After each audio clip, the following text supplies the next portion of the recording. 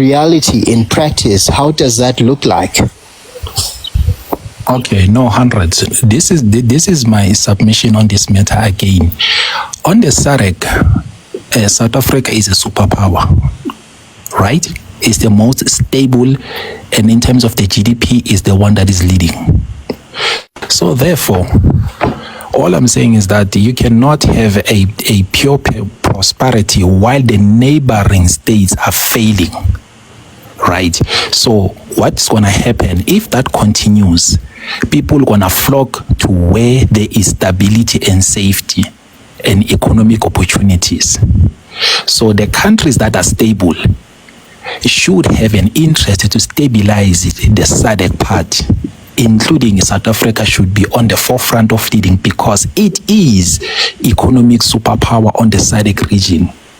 Because if it doesn't do that, our kids and possibly our grandchildren will be struggling with the foreign influx of foreign nationality. My question is, how does that look like in reality, in practice? How does that look like practically? Just take us step by step, considering that Zimbabwe is a sovereign country. Okay, here's the solution. I think South African companies can invest in Zimbabwe to stabilize that country. That's one of the initiatives. I may not have all the political and economic solution, but all I'm saying is that the countries in the SADC regions that are stable, they should invest in that country to bring about stability, so that the people, there will be less migration. Build hospitals, build schools. How can a country invest in? How can a company invest in a country that is no currency? One person at a time. You are saying, I'm sorry, can I say something, Ntagababa? In other words, Ntagababa, you are saying I must head on collision with debt. I have no debt right now. I must head on collision with debt. Is that what you're saying to me? Think about this.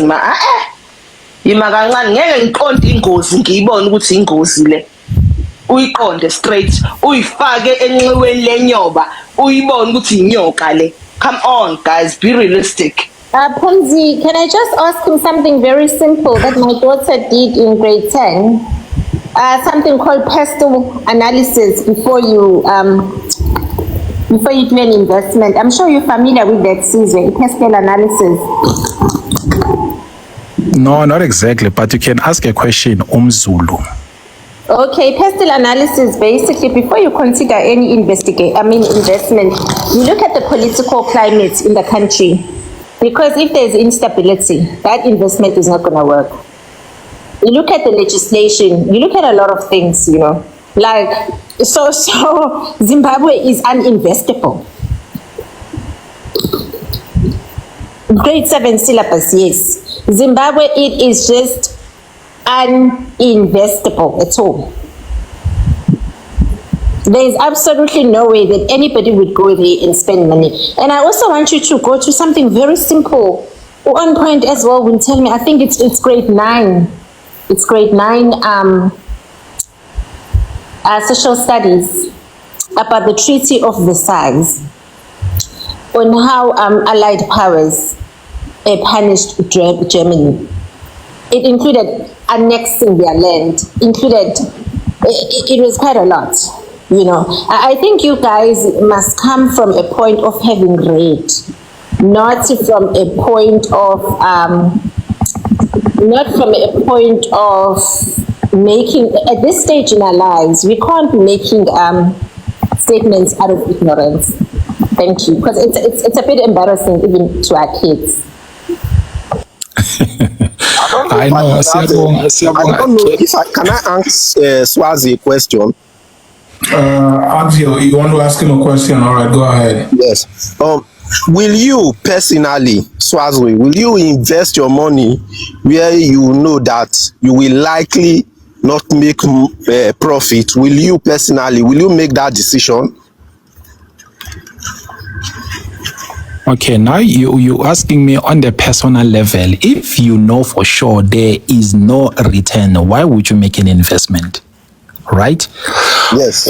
Yes. However, for as if not a financial investment or economic investment, maybe there should be some sort of intervention to bring about stability. Okay, hold on. Let me answer you. Hold on, because I'm trying to answer you and to comment on what Umuzulu said. I'm not an economist. I didn't study economics, from standard. I'm the generation of standard, so I do not know all those economic concepts. Prior to investment, you need to look at the political stability and so forth and so forth. No, I didn't do that. Now, I want to ask you then. Hold on, please, I'm not arguing with you, my brother, but then I want to ask you then, how can you speak of investments whereby you have no knowledge of it? Just because I don't have in knowledge and a varsity knowledge of investment, I don't qualify to make an opinion. No, Umzulu, no. I mean, that is such a radical statement to say South Africa should rescue Zimbabwe. I mean, really, you see what and you know, Umzulu, all you need to do. Look better fast. You know, Umzulu, all you need to do with these grandiose ideas, you just have to ask, how does it look like in reality, in practice? That's all you need to do, just to expose just how flawed these ideas are and just how much they have no practical application in reality. All you need to do is just ask how. You know, for example, I asked you, you said South Africa, and when you say South Africa, I'm assuming you're referring to the state or the Republic of South Africa should rescue Zimbabwe and help them develop. But when I asked you how, you then spoke about South African companies, which are private entities. It's got nothing to do with the state. That's not South Africa. So do you see why these claims are so problematic? People come up here and they make all of these like grandiose claims that sound really smart and woke, but when you actually expose the logic of them, you quickly realize they make zero sense, because all you need to do is just ask, how do they look like in practice, in reality? How can a South African corporation invest in a country that literally has no currency right now as we speak? It's insane. All I am saying is this thing. Guys, am I ever going to get an opportunity to respond on this? Yes, we go ahead and respond. All I am saying is this thing, the stable countries in SADC must intervene in the countries like Zimbabwe. It may not be, and thanks to you guys, I didn't study economics and everything, and I need not to have economic knowledge to make an opinion. Obviously, it will be evaluated by the professionals, people who have studied this thing. So it doesn't mean just because I am mentioning economic investment, it should go as Osizwe invested. No, hold on, Umzulu, hold on. And all I'm saying is that for as long as the neighboring states are unstable, we will always battle with an influx of foreign national. That's all I'm saying. Swazwe, is it right to conclude that the only people, let me put this to you, the only people that can save Zimbabwe is Zimbabwe government. No other person outside can save it, because you cannot bring your money to invest in an economy where you will not succeed. People only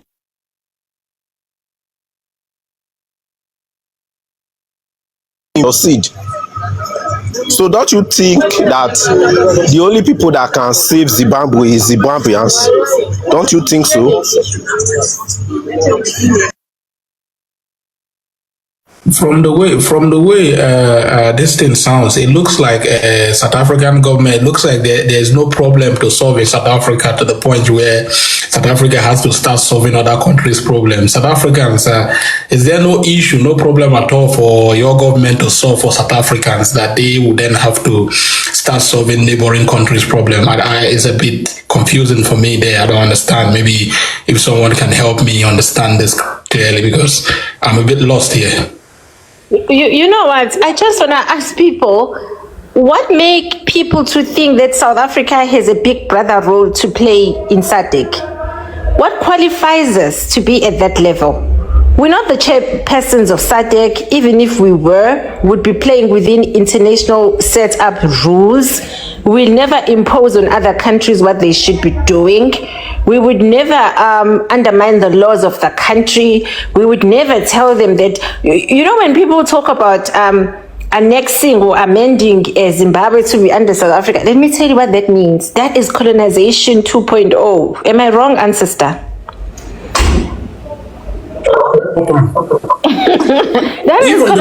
Even the people of Zimbabwe will resist it.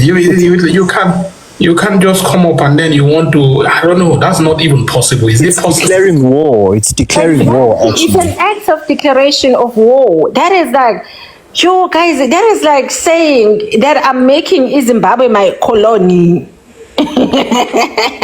Zimbabwe is a sovereign nation. I don't know. I mean, let us take for instance Swaziland next to us, right?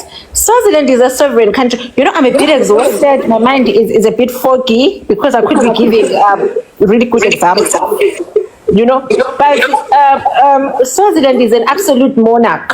There's no president. The king controls everything, you know. And then we have instability in Lesotho, you know. Now tell me, those are sovereign countries. They are regarded even under the United Nations as sovereign countries. Imagine South Africa going to invade there to say, hey, let us annex you guys, you've been useless. Have you ever heard of anything like that? You can also narrow this down to an individual level with people. And let's say you have a rich neighbor who's doing very well in the community. We've always had people like that. You know, in KZN Mzulu, where Ubabuban une stall or unamatex, you know, and he's like the richest person in the community. And then his scene is to is to be doing well, because now suddenly people have expectations, and it's now his duty to save all of these people and, you know, bring them to his house and look after them and all of that. And that is a burden of philanthropy. And this is a question of sovereignty. You know, recently there's a Zimbabwean MP who spoke publicly. This video was circulating all over social media. Maybe you guys saw it. He was basically calling Julius Malema out, telling him to stay out of Zimbabwean affairs. And rightly so, you know. He was saying that Malema should stay out of Zimbabwean affairs. He is not Zimbabwean. He has no say in what is happening in their political climate, and he should respect Zimbabwe's sovereignty. And the same thing happened, I think it was Kenya. Again, some Kenyan MPs were also reprimanding Malema because he's so nosy and he likes to stick his nose in people's affairs under this pretext of African unity and all of this nonsense. You cannot tamper with a country's sovereignty. That is a declaration of war. I don't know. Am I audible? Am I audible? Okay. Am I audible? Am I audible? Yes, you are, sir. Okay. No, Caesar, I heard what you say, right, about South Africa having to be the savior of South Africa to be the savior of Zimbabwe through not necessarily South Africa, any African states that are stable. Okay, it's fine, Caesar. Any country, but you do know that the economics of Zimbabwe, right, and their mainly problem is inflation, and there's no African country that is stable that can actually help them with that. There isn't anybody. You know that, right?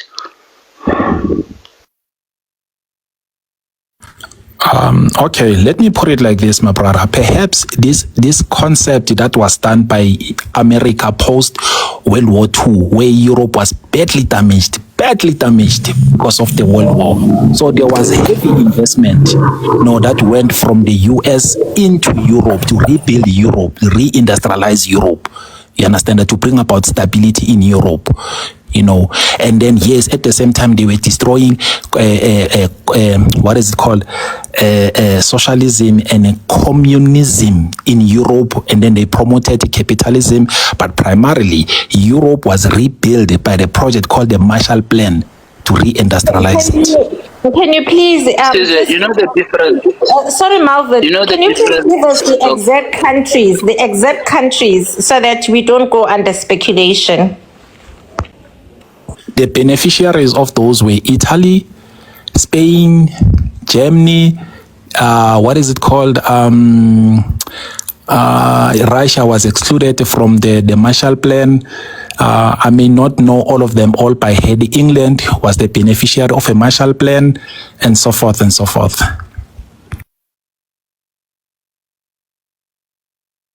By something that you don't understand, something that is called Marshall Plan came because those were allied powers. Those were allied powers, okay? I really think, you know what, you have a knowledge of something, but you are just applying it in a wrong place, you know? And I think those are dangers as well that we seem to have, that it might come from a good place, but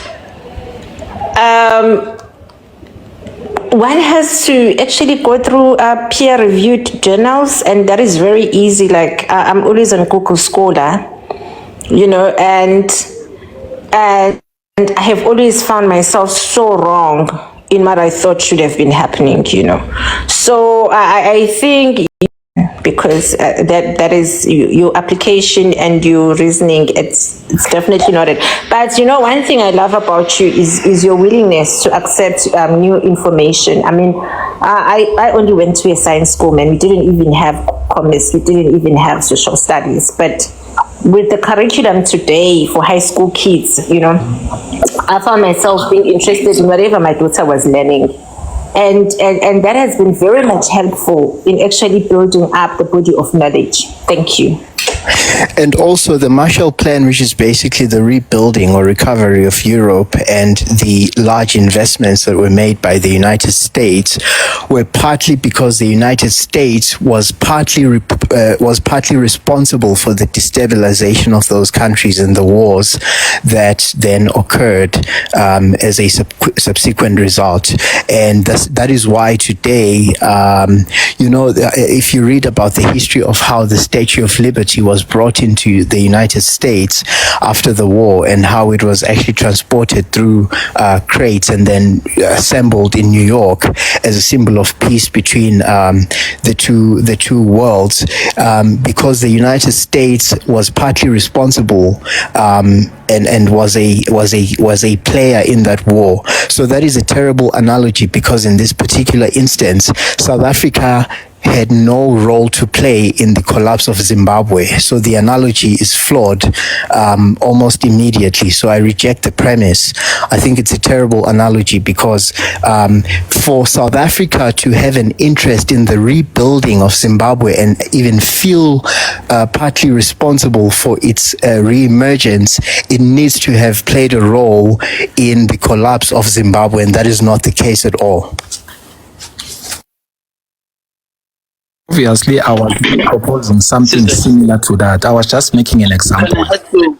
Can I ask you a question? Yeah, Yes, thank you, my brother. I think right now it's about time we just made other submissions and not necessarily concentrating on Sizwe. Let us just go back to the table, because right now, at the end of the day, obviously, the hypothesis has already been